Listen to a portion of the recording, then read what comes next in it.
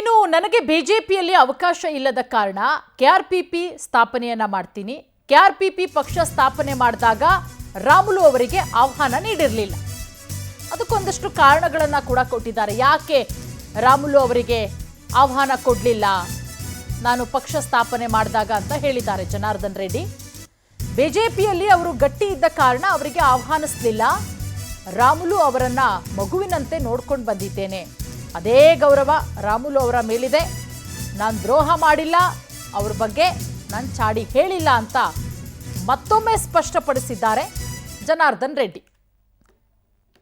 ರಕ್ತದ ಕಣಕಣದಲ್ಲಿ ಕೂಡ ಭಾರತೀಯ ಜನತಾ ಪಕ್ಷ ಇದ್ರೂ ಕೂಡ ಅನಿವಾರ್ಯವಾಗಿ ಹೆಜ್ಜೆ ಹೊರಗಡೆ ಇಡುವಂಥ ಪರಿಸ್ಥಿತಿ ಬಂದಿದೆ ಅಂತ ಹೇಳ್ತಾ ಅವತ್ತು ಸ್ಪಷ್ಟವಾಗಿ ಹೇಳಿದ್ದೆ, ಯಡಿಯೂರಪ್ಪ ಅವರಿಗೆ ಇವತ್ತು ಕೂಡ ಒಂದು ತಂದೆ ಅನ್ನುವಂಥ ಸ್ಥಾನ, ಆ ಗೌರವನೇ ನಾನು ಕೊಡ್ತೇನೆ. ಶ್ರೀರಾಮುಲು ಅವ್ರನ್ನ ಹೆತ್ತ ತಾಯಿ ಮಗುನ ಯಾವ ರೀತಿ ನೋಡ್ಕೊಳ್ತಾರೋ ಆ ರೀತಿ ನೋಡ್ಕೊಂಡಿದ್ದೀವಿ. ಅದೇ ಗೌರವ ನನಗೆ ಶ್ರೀರಾಮುಲು ಮೇಲೆ ಕೂಡ ಇರುತ್ತೆ. ಯಾವುದೇ ಕಾರಣಕ್ಕೂ ಕೂಡ ನಾನು ಶ್ರೀರಾಮುಲನ್ನಾಗಲಿ ನನ್ನ ಸಹೋದರನಾಗಲಿ ನಾನು ನನ್ನ ಪಕ್ಷಕ್ಕೆ ನಾನು ಆಹ್ವಾನ ಮಾಡ್ತಾ ಇಲ್ಲ. ನಾನು ಒಬ್ಬಂಟಿಯಾಗಿ ನಾನು ಹೋಗಿ ಹೋರಾಟ ಮಾಡ್ಕೊಂಡು ಹೋಗ್ತೀನಿ ಅಂತಲೇ ನಾನು ಅವತ್ತು ಹೇಳಿದೆ. ನಾನು ಯಾವುದೋ ಮಾಧ್ಯಮಗಳಲ್ಲಿ ನೋಡ್ತಾ ಇದ್ದೆ, ನನ್ನ ಕರೆದರೂ ನಾನು ಹೋಗಲಿಲ್ಲ, ಅದಕ್ಕೆ ಅದು ಇದು ಅಂತೇಳಿ ಹೇಳ್ತಾ ಇದ್ರು. ಅಂದರೆ ಇದೆಲ್ಲ ಕೂಡ ನೋಡಿದ್ರೆ ನಾನು ಏನು ಒಂದು ತಾಯಿ ಮಗುವನ್ನ ಯಾವ ರೀತಿ ಪ್ರೀತಿ ಮಾಡ್ತಾಳೋ ಆ ರೀತಿ ನಾವು ನೋಡ್ಕೊಂಡಿದ್ದೀವಿ ಅಂತ ಅವತ್ತು ನಾನು ಪಕ್ಷ ಮಾಡೋ ದಿವಸ ಕೂಡ ನಾನು ಹೇಳಿದ್ನು. ನಾನು ಇವತ್ತು ನನಗೇನು ಅನಿಸ್ತಾ ಇದೆ ಅಂದರೆ, ನಮ್ಮ ಹಿರಿಯರು ಒಂದು ಗಾದೆ ಮಾತನ್ನು ಹೇಳ್ತಾ ಇರ್ತಾರೆ.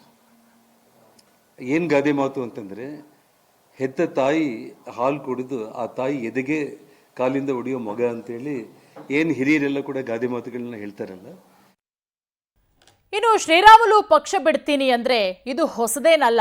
ಬಿಜೆಪಿ ತೊರೆಯೋ ಬದಲು ತೊರೆಯುವ ರಾಮುಲು ಮಾತಿಗೆ ರೆಡ್ಡಿ ರೈಟ್ ಹೇಳಿದ್ದಾರೆ.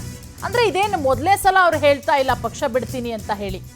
ಬಿಎಸ್ಆರ್ ಪಕ್ಷ ಕಟ್ಟುವಾಗ ಸಹ ರಾಮುಲುಗೆ ಬೇಡ ಅಂತ ಹೇಳಿದ್ದೆ. ಕೋರ್ಟ್ ಆದೇಶಕ್ಕೆ 14 ವರ್ಷ ಬಳ್ಳಾರಿಗೆ ಕಾಲಿಟ್ಟಿರಲಿಲ್ಲ ಅಂತ ಹೇಳಿದ್ದಾರೆ ಜನಾರ್ದನ್ ರೆಡ್ಡಿ. ಈ ಸಮಯದಲ್ಲಿ ಶ್ರೀರಾಮುಲು ಅವರು ಪಕ್ಷ ಬಿಟ್ಟು ಹೋಗ್ತೀನಿ ಅಂತಂದ್ರೆ ಅವ್ರಿಗೇನು ಇದೇನು ಹೊಸದೇನಲ್ಲ. ಯಾವ ರೀತಿ ಹಿಂದೆ BSR ಪಕ್ಷ ಮಾಡುವಂಥ ಸಂದರ್ಭದಲ್ಲಿ ಅವನಿಗೆ ನಾನು ಕರೆದು ಮನೆಗೆ ಒಂದೇ ಮಾತನ್ನು ಹೇಳಿದೆ, ಇವಾಗ ಕಾಂಗ್ರೆಸ್ ಪಕ್ಷದವರು ನಮ್ಮ ಬೆನ್ನ ಹಿಂದೆ ಬಿದ್ದಿದ್ದಾರೆ. ಯಾವ ಕ್ಷಣದಲ್ಲಾದರೂ ಕೂಡ CBI ನನ್ನ ಬಂಧನ ಮಾಡುತ್ತೆ. ಈ ಸಮಯದಲ್ಲಿ ನೀನು ಪಕ್ಷ ಮಾಡಿ ಪಕ್ಷ ನಿನಗೆ ಮಂತ್ರಿ ಸ್ಥಾನ ಸದಾನಂದ ಗೌಡ್ರನ್ನ CM ಮಾಡಿದಾಗ ಕೊಡಲಿಲ್ಲ ಅನ್ನೋ ಕಾರಣಕ್ಕೆ ಪಕ್ಷ ಮಾಡೋದು ಬೇಡ. ತುಂಬ ಪೇಷನ್ಸಿಂದ ಇರೋಣ, ನಮ್ಮ ಕಷ್ಟಗಳು ಭಾಳ ಕಷ್ಟಗಳಿದ್ದಾವೆ, ಸ್ವಲ್ಪ ತಾಳ್ಮೆಯಿಂದ ಇರೋಣ ಅಂತೇಳಿ ಹೇಳಿದ್ರು ಕೂಡ ಇಲ್ಲ ಅಂತೇಳಿ 1 ತಿಂಗಳು ಟೈಮ್ ಕೊಟ್ಟೆ. ನಾನು ಇನ್ನೂ ಯೋಚನೆ ಮಾಡಿ ಇವಾಗ ಆವೇಶದಲ್ಲಿ ಡಿಸಿಷನ್ ತಗೊಳ್ಳೋದು ಬೇಡ ಅಂತೇಳಿ. ಹೌದು, ಕರೆಕ್ಟಾಗಿ ಅವ್ನು ಸೆಪ್ಟೆಂಬರ್ 5ನೇ ತಾರೀಕು ಇಲ್ಲಿಗೆ ಬಂದು ರಾಜೀನಾಮೆ ಕೊಡಲಿಕ್ಕೆ ಬಂದ. ಅಲ್ಲಿ ಬೆಳಿಗ್ಗೆ ಅವನ ಮನೆ ಬಿಟ್ಟ, ನಮ್ಮ ಮನೆಗೆ ಬಂದು ನನ್ನ ಮಾತಾಡಿಸ್ಬಿಟ್ಟು ನಿನ್ನ ಬ್ಲೆಸ್ಸಿಂಗ್ಸ್ ಇರಬೇಕು ಅಂತ ಹಿಂಗೆ ಹೋಗಬೇಕು ಅಂತೇಳಿ ಮುಂಚೆ ಅಂದರೆ ಸೆಪ್ಟೆಂಬರ್ 4th ಮೈಸೂರಿಗೆ ಹೋಗಿ ಚಾಮುಂಡೇಶ್ವರಿ ದರ್ಶನ ಮಾಡ್ಕೊಂಡು ಬೆಂಗಳೂರಿಗೆ ಬಂದು ಪ್ರೆಸ್ ಮೀಟ್ ಮಾಡ್ತೀನಿ ಅಂತೇಳಿ ಬಂದ. 5ನೇ ತಾರೀಕು ಬೆಳಿಗ್ಗೆ ನನ್ನ ಬಂಧನ ಆಯಿತು. ಸೊ ಅದು ನಾನು ಶ್ರೀರಾಮುಲುಗೆ ಮಾಡಿರುವಂಥ ಇನ್ನೊಂದು ದ್ರೋಹ. ಅಂದರೆ ನನ್ನ ಏನೇ ಕಷ್ಟಗಳು ಬಂದರೂ ಕೂಡ 14 ವರ್ಷಗಳಲ್ಲಿ ಏನೆಲ್ಲ ಅನುಭವಿಸಿದ್ರು ಕೂಡ ಇದೆಲ್ಲದನ್ನು ಕೂಡ ಮೀರಿ ಏನು ಕಾಪಾಡ್ಕೊಂಡು ಬಂದಿದ್ದೀನಲ್ಲ ನಾನು. ಸೊ ಅದು ನಾನು ಅವ್ರಿಗೆ ಮಾಡಿರುವಂಥ ಒಂದು ದ್ರೋಹ. ಸೊ ನಾನು ರಾಜಕೀಯ ವಿಚಾರಗಳು ಹೇಳಬೇಕು ಅಂತಂದರೆ ನೋಡ್ರಿ, ಒಬ್ಬ ಮನುಷ್ಯ ಜನಗಳಲ್ಲಿ ವಿಶ್ವಾಸ ಸಂಪೂರ್ಣವಾಗಿ ಕಳ್ಕೊಂಡಾಗ 14 ವರ್ಷ ನಾನು ಇರಲಿಲ್ಲ ಬಳ್ಳಾರಿಯಲ್ಲಿ. 14 ವರ್ಷ ನಾನು ಬಳ್ಳಾರಿಯಲ್ಲಿ ಇಲ್ಲದೇ ಇರುವಂಥ ಸಂದರ್ಭದಲ್ಲಿ ಜನಗಳ ಪ್ರೀತಿ ಎಷ್ಟು ದೊಡ್ಡ ಮಟ್ಟಕ್ಕೆ ಬೆಳೆಸ್ಕೋಬೇಕಾಗಿತ್ತು, ಜನರ ವಿಶ್ವಾಸ ಎಷ್ಟು ಗಳಿಸ್ಕೋಬೇಕಾಗಿತ್ತು. ಒಬ್ಬ ರಾಜ್ಯ ಮಟ್ಟದ ನಾಯಕ ಅಂತಂದರೆ ನಮ್ಮ ಸ್ವಂತ ಊರಲ್ಲಿ ನಾವು ಗೆಲ್ಲಕ್ಕೆ ಆಗ್ತಾ ಇಲ್ಲ ಅನ್ನೋಂಥ ಒಂದು ಪರಿಸ್ಥಿತಿ ಬಂದರೆ ಅದನ್ನು ಶ್ರೀರಾಮುಲು ಆತ್ಮವಿಮರ್ಶೆ ಮಾಡ್ಕೋಬೇಕು. ಸೊ ಪಕ್ಷದ ವರಿಷ್ಠರು ಇವತ್ತು ನಾನು ಹೋಗಿ ಶ್ರೀರಾಮುಲು ಸಂಡೂರಲ್ಲಿ ಚುನಾವಣೆಯಲ್ಲಿ ಸೋಲಿಸಿದ್ದಾರೆ ಅಂತೇಳಿ ಹೇಳುವಷ್ಟು ನನ್ನ ಜಾಯಮಾನ ಅದಲ್ಲ. ಇನ್ನು ಜನಾರ್ದನ್ ರೆಡ್ಡಿ ಅವರೇ ದೂರು ಕೊಟ್ಟಿದ್ದಾರೆ ಅಂತ ಶ್ರೀರಾಮುಲು ಹೇಳಿದ್ರಲ್ಲ, ಅದಕ್ಕೂ ಕೂಡ ತಿರುಗೇಟು ಕೊಟ್ಟಿದ್ದಾರೆ ಜನಾರ್ದನ್ ರೆಡ್ಡಿ ಅವರು. ಏನು ಮಾತನಾಡಿದ್ದಾರೆ ಬನ್ನಿ ನೋಡೋಣ. ಭಾರತೀಯ ಜನತಾ ಪಕ್ಷ ಅತಿ ಹೆಚ್ಚು ಮೆಂಬರ್ಶಿಪ್ ಇರುವಂಥ ಒಂದು ಪಾರ್ಟಿ. ಪಕ್ಷಕ್ಕೆ ತಂದೆಯಾಗಿರುವಂಥ ಇಂಟೆಲಿಜೆನ್ಸ್ ರಿಪೋರ್ಟ್ಸ್ ಎಲ್ಲವೂ ಕೂಡ ಇರುತ್ತೆ. ಅದರ ಆಧಾರದ ಮೇಲೆ ಅವ್ರು ಏನು ಕೇಳಿದ್ದಾರೆ, ಇವರು ಏನು ಹೇಳಿದ್ದಾರೆ ಅನ್ನೋದು ನನಗೂ ಗೊತ್ತಿಲ್ಲ ಸರ್. ಅಷ್ಟೇ ಆಗಲಿ, ಜನಾರ್ದನ್ ರೆಡ್ಡಿ ಹೇಳಿದ ತಕ್ಷಣ ಅಲ್ಲ, ಇವತ್ತು ಒಂದು ಬೂತ್ಗೆ 40-50 ಮಂದಿ ಕಾರ್ಯಕರ್ತರು ಇರ್ತಾರೆ, BJPಗೆ ಮತ ಹಾಕುವಂಥ ಮತದಾರರು ಇರ್ತಾರೆ, ಲಕ್ಷಾಂತರ ಜನಗಳು. ಅವರ ಅಭಿಪ್ರಾಯಗಳನ್ನ ಪಕ್ಷ ನಾಯಕರುಗಳು ನಮ್ಮ ಸನ್ಮಾನ್ಯ ಸದಾನಂದ ಗೌಡರ ನೇತೃತ್ವದಲ್ಲಿ ಒಂದು ಕಮಿಟಿ ರಚನೆ ಮಾಡಿ ಅಲ್ಲಿಗೆ ಹೋಗಿ ಎಲ್ಲ ಕಾರ್ಯಕರ್ತರ ಹತ್ರ ಕೂಡ ಅವ್ರು ಮಾಡಿ ಒಂದು ರಿಪೋರ್ಟನ್ನು ತಗೊಂಡಿದ್ದಾರೆ. ಯಾವ ಆಧಾರದ ಮೇಲೆ ನಾಯಕರುಗಳು ಅವ್ರನ್ನ ಯಾವ ಪ್ರಶ್ನೆ ಕೇಳಿದಾರೋ ನನಗಂತೂ ಗೊತ್ತಾಗಲಿಲ್ಲ. ಆದರೆ ಮಾಧ್ಯಮಗಳಲ್ಲಿ ಇಷ್ಟೆಲ್ಲ ಗೊಂದಲ ಮಾಡಿಕೊಂಡು ಯಾರೋ ಒಬ್ಬರ ಮೇಲೆ ಈ ರೀತಿ ಆರೋಪ ಮಾಡೋದ್ರಿಂದ ನಾನು ಶ್ರೀರಾಮುಲುಗೆ ತಮ್ಮ ಮೂಲಕ ನಾನು ಹೇಳೋದು ಕೊನೆಗೆ ಒಂದೇ ಒಂದು ವಿಷಯ,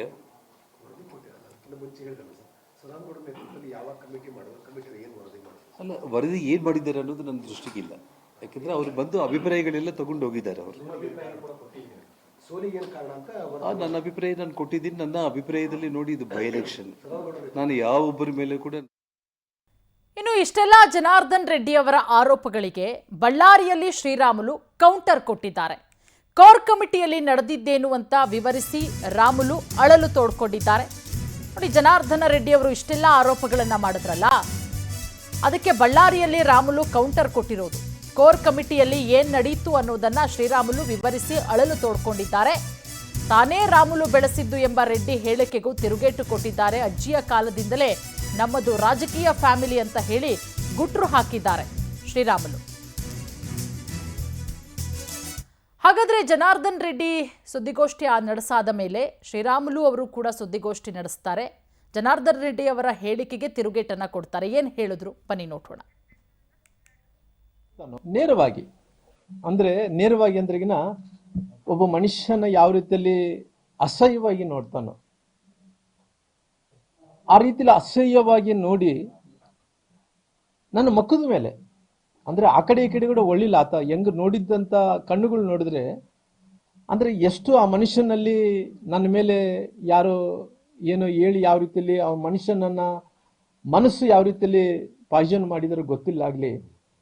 ಆ ಮನುಷ್ಯ ನೇರವಾಗಿ ನೋಡಿ ಯಾವ ರೀತಿಯಲ್ಲಿ ಮನುಷ್ಯನ ಮೇಲೆ ಉಗುಳ್ತಾನೋ ಆ ರೀತಿಯಲ್ಲಿ ನೋಡಿ ನೇರವಾಗಿ ಹೇಳ್ದ, ಶ್ರೀರಾಮುಲು ಅವರು ಇವತ್ತು ಸಂಡೂರು ಸೋಲಿಕ್ಕೆ ನೀನೇ ಕಾರಣ ಅನ್ನಂತ ಆರೋಪಣೆಯನ್ನು ಮಾಡಿದ್ರು. ನಾನು ಹೇಳಿದೆ, ನೋಡಿ ಸರ್, ಈ ರೀತಿ ಆರೋಪಣೆ ಮಾಡೋದು ಸರಿಯಲ್ಲ. ಯಾಕಂದ್ರೆ ನಾನು ನಾಮಿನೇಷನ್ ಆದ ನಂತರ ನಾಮಿನೇಷನ್ ದಿನ ಹೋಗಿದ್ದೀನಿ. ನಾಮಿನೇಷನ್ ಆದ ನಂತರ ಕೂಡ ಕೊನೆಯ ದಿನದ ತನಕ ಕೂಡ ಒಂದು ದಿನ ಶಿಗ್ಗಾವಿನ ನಮ್ಮ ಭರತ್ ಬೊಮ್ಮಾಯಿ ಅವರ ಪರವಾಗಿ ಪ್ರಚಾರವನ್ನು ಮಾಡಿದ್ದೀನಿ. ನಂತರ ಎಲ್ಲ ಉಳಿದಂತ ಎಲ್ಲ ದಿನಗಳು ನಾನು ಸಂಡೂರಲ್ಲೇ ನಾನು ಕೆಲಸವನ್ನು ಮಾಡಿದ್ದೀನಿ. ಬಹುಶಃ ಈ ರೀತಿ ಆರೋಪಣೆ ಮಾಡೋದ್ರಿಂದ ನಾನು ಇವತ್ತು ಸುಮಾರಾಗಿ 30 ವರ್ಷಗಳ ಕಾಲ ರಾಜಕಾರಣವನ್ನು ಮಾಡ್ತಾ ಇದ್ದೀನಿ. ಇವತ್ತು ಕಳಂಕವನ್ನು ಹೊತ್ಕೊಂಡಂಗಾಗುತ್ತೆ ಅಂತೇಳಿ ನಾನು ಅವ್ರಿಗೆ ಉಸ್ತುವಾರಿಗಳಾದಂಥ ರಾಧಾಮೋಹನ್ ಅಗರ್ವಾಲ್ಗೆ ಅವ್ರಿಗೆ ನಾನು ತಿಳಿಸಿದ ನಂತರ ಕೂಡ ಅವ್ರು ಏನು ಹೇಳಿದ್ರು, ಇಲ್ಲ ನೀವೆಲ್ಲ ಸರಿ ಇಲ್ಲ, ನೀವೆಲ್ಲ ಕೂಡ ಡಬಲ್ ಗೇಮ್ ಮಾಡ್ತೀರಿ, ನೀವೆಲ್ಲ ಹಿಂಗ್ ಮಾಡ್ತೀರಿ ಹಂಗ್ ಮಾಡ್ತೀರಿ. ನೋಡಿ ಸರ್, ಈ ರೀತಿ ನೀವು ಆರೋಪಣೆ ಮಾಡೋದು ಸರಿಯಲ್ಲ. ಯಾಕಂದ್ರೆ ಯಾರು ತಪ್ಪಿದಸ್ತಿದ್ದಾರೋ ಅವ್ರ ಬಗ್ಗೆ ನೀವು ಹೇಳ್ರಾಗ್ಲಿ, ನಮ್ಮ ಬಗ್ಗೆ ನೇರವಾಗಿ ನೀವೇ ಸಂಡೂರು ಸೋಲಿಕ್ಕೆ ಕಾರಣ ಅಂತ ಮಾತು ಏನು ಹೇಳಕ್ ಹೋಗ್ತಾ ಇದ್ರು, ಅದು ಸರಿಯಲ್ಲ ಅನ್ನೋಂಥದ್ದು ನಾನು ಗಟ್ಟಿಯಾಗಿ ವಾದಿಸಿದೆ. ಯಾಕಂದ್ರೆ ಇವತ್ತು ನನ್ನ ಜೀವನದಲ್ಲಿ, ರಾಜಕೀಯ ಜೀವನದಲ್ಲಿ ಯಾವತ್ತೂ ಕೂಡ ಕಳಂಕಿಲ್ಲಾರ್ದಂತೆ, ಯಾರೇ ಆರೋಪಣೆ ಮಾಡಲಿ ಕಳಂಕಿಲ್ಲಾರ್ದಂತೆ ರಾಜಕಾರಣವನ್ನು ಮಾಡ್ಕೊಂತ ಬಂದಿದ್ದೀನಿ. ಹಂಗಾಗಿ ಅವತ್ತಿನ ಸಂದರ್ಭದಲ್ಲಿ ಕೂಡ ನಾನು ಮೊನ್ನೆ ನಡೆದಂಥ ಕಾರ್ಯಕ್ರಮದಲ್ಲಿ ಕೂಡ ಬಹಳ ಸ್ಪಷ್ಟವಾಗಿ ಹೇಳಿದೆ, ನೋಡಿ ಸರ್, ಈ ರೀತಿ ಆರೋಪಣೆ ಮಾಡೋದು ಬೇಡ. ಹಂಗಂದ್ರೆ ನಾನು ನೇರವಾಗಿ ನೀವು ಈ ರೀತಿ ನನ್ನ ಅಪಮಾನ ಮಾಡ್ತಾ ಇದ್ದೀರಿ, ನನ್ನ ನೋವನ್ನು ಕೊಡ್ತಾ ಇದ್ರಿ. ಎಲೆಕ್ಷನ್ದಲ್ಲಿ ಕೂಡ 2 ಬಾರಿ ಸೋತೋಗಿದ್ದೀನಿ. ನಾನು ಲೋಕಸಭೆ ಸೋತೀನಿ, ವಿಧಾನಸಭೆ ಕೂಡ ಸೋತೋಗಿನಿ. ನೋವು ಅಂತ ಐತೆ. ಇವತ್ತು ಗಾಯದ ಮೇಲೆ ಬರೆ ಹೇಳಕ್ ಹೋಗ್ಬೇಡ್ರಿ ದಯವಿಟ್ಟು. ಈ ರೀತಿ ಮಾಡೋದ್ರಿಂದ ನನಗೆ ಇಷ್ಟ ಇಲ್ಲ ಅಂತೇಳಿ ನಾನೇನ್ ಮಾಡಿದೆ, ಎದ್ದು ಹೋಗೋಕೆ ಪ್ರಯತ್ನವನ್ನು ಮಾಡಿದೆ ನೇರವಾಗಿ. ಇನ್ನು ವಿಜೇಂದ್ರ ಬಗ್ಗೆಯೂ ಕೂಡ ರಾಮುಲು ಅವರು ಅಸಮಾಧಾನವನ್ನ ವ್ಯಕ್ತಪಡಿಸಿದ್ದಾರೆ. ಏನ್ ಮಾತನಾಡಿದ್ರು ಬನ್ನಿ ನೋಡೋಣ. ರಾಮುಲು ಅವ್ರೇನು 2015ರಲ್ಲಿ ನಾನು ಚಿತ್ರದುರ್ಗ ಜಿಲ್ಲೆಯಲ್ಲಿ ಮೊಣಕಾಲ್ಮೂರದಲ್ಲಿ ರಾಮುಲು ಅವರು ನಿಂತಿದ್ರು. ಜನಾರ್ದನ್ ರೆಡ್ಡಿ ಬಂದು ಯಾವ ರೀತಿಯಲ್ಲಿ ಮ್ಯಾಜಿಕ್ ಮಾಡ್ತಾನೋ ಮ್ಯಾಜಿಕ್ ಮಾಡಿ 45,000 ಓಟ್ಗಳಿಂದ ಗೆಲ್ಲಿಸಿದ್ರು ಅನ್ನಂತ ಮಾತನ್ನು ಅವ್ರು ಹೇಳ್ತಾ ಇದ್ದಾರಂತೆ. ನಾನು ಹೇಳ್ತೀನಿ, ಇವತ್ತು ರಾಮುಲು ಅವರು ಒಬ್ಬ ಶೆಡ್ಯೂಲ್ ಕ್ಯಾಸ್ಟ್ ಮಂದಿ, ರಾಮುಲು ಅವರು ಒಬ್ಬ ವಾಲ್ಮೀಕಿ ಜನಾಂಗದ ಮಂದಿ. ಭಾರತೀಯ ಜನತಾ ಪಾರ್ಟಿ ಏನೋ ಅಷ್ಟು ಸುಲಭವಾದಂತ ಪಾರ್ಟಿ ಅನ್ನಲ್ಲ, ಅದಕ್ಕೆ ಕೂಡ ಸುಮಾರು 100 ವರ್ಷ ಇತಿಹಾಸ ಇರೋಂಥ ಪಾರ್ಟಿ. ಆ ಪಾರ್ಟಿ ಅನ್ನಂಥದ್ದು ರಾಮುಲು ಅವರಿಗೆ, ನಾವು ಯಾರನ್ನ ರಾಮುಲು ಅವರು ಈ 2 ಕ್ಷೇತ್ರದಲ್ಲಿ ನಿಲ್ತಾರ ಅಂದ್ರಿಗಿನ ಯಾರು ಇಂದಿರಾ ಗಾಂಧಿ ನಿಂತಿದ್ಲಂತೆ, ರಾಜೀವ್ ಗಾಂಧಿ ನಿಂತಿದ್ರಂತೆ, ಎಲ್ಲ ಒಂದ್ ಕಡೆ ಅಟಲ್ ಬಿಹಾರಿ ವಾಜಪೇಯಿ ನಿಂತಿದ್ರಂತೆ, ಮೋದಿ ಅವರು ನಿಂತಿದ್ರಂತೆ. ಆದ್ರೆ ಭಗವಂತ ಒಬ್ಬ ಶೆಡ್ಯೂಲ್ ಕ್ಯಾಸ್ಟ್ ಮನುಷ್ಯನಿಗೆ, ಒಬ್ಬ ವಾಲ್ಮೀಕಿ ಜನಾಂಗವನಿಗೆ 2 ಕಡೆ ಅವಕಾಶ ಮಾಡಿಕೊಡ್ತಾರೆ ನೋಡ್ರಿ. ಮತ್ತೆ ಈತ ಬಂದು ಅಲ್ಲಿ ಎಲೆಕ್ಷನ್ ಮಾಡಿದ ತಕ್ಷಣನೇ ಮ್ಯಾಜಿಕ್ ಮಾಡಿ 45,000 ಓಟ್ ಗೆಲ್ಲಿಸ್ಬಿಟ್ರೆ ಅಂದ ತಕ್ಷಣ ಪಾರ್ಟಿ ಈತನ ನೋಡಿ ನನಗೆ ಮೊಣಕಾಲ್ಮೂರು ಟಿಕೆಟ್ ಕೊಟ್ಬಿಡ್ತದ. ಒಂದು ಉದಾಹರಣೆ ಹೇಳಬೇಕು. ಯಾಕಂದ್ರೆ ನಾನು ಇವತ್ತು ಎಲ್ಲ ಒಂದ್ ಕಡೆ ಮ್ಯಾಜಿಕ್ ಮಾಡಿದ ತಕ್ಷಣ ಅವ್ರು ಗೆಲ್ಸ್ಬಿಡಕ್ಕಾಗತ್ತೆ.